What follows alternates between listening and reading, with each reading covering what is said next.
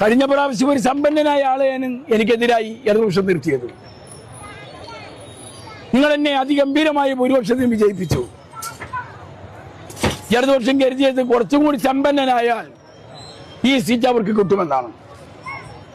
അങ്ങനെയാണ് കുറച്ചും കൂടി അതിസമ്പന്നനായ ഒരാളെ സ്ഥാനാർത്ഥിയാക്കിയിരിക്കുകയാണ്.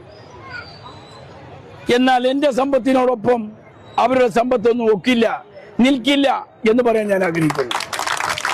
എൻ്റെ സമ്പത്ത് നിങ്ങളാണ്. നിങ്ങളാണ് എൻ്റെ സമ്പത്ത്. നിങ്ങളാണ് എന്നെ വളർത്തിയത്. നിങ്ങൾക്കിടയിലാണ് ഞാൻ വളർന്നത്. എൻ്റെ എല്ലാം നിങ്ങൾക്ക് അവകാശപ്പെട്ടതാണ്. നാം ഒന്നിച്ചാണ് നിന്നത്. നമുക്ക് ഒന്നിച്ചാണ് മുന്നോട്ടും പോകേണ്ടത്. അതുകൊണ്ട് ഈ സ്നേഹസമ്പത്തിനോട് വിലമതിക്കാൻ ഒരാളുടെയും സമ്പത്ത് ഒപ്പം നിൽക്കില്ല എന്ന് പറയാൻ ഞാൻ ആഗ്രഹിക്കാം. തിരൂരിലെ ജനങ്ങൾ പണക്കാരന്റെ പണപ്പട്ടിക്ക് മനസ്സാക്ഷിയെ അടിമപ്പെടുത്തും എന്നാരെങ്കിലും വ്യാമോഹിക്കുന്നുവെങ്കിൽ അത് നടപ്പില്ല എന്ന് പറയാൻ ഞാൻ ആഗ്രഹിക്കാം.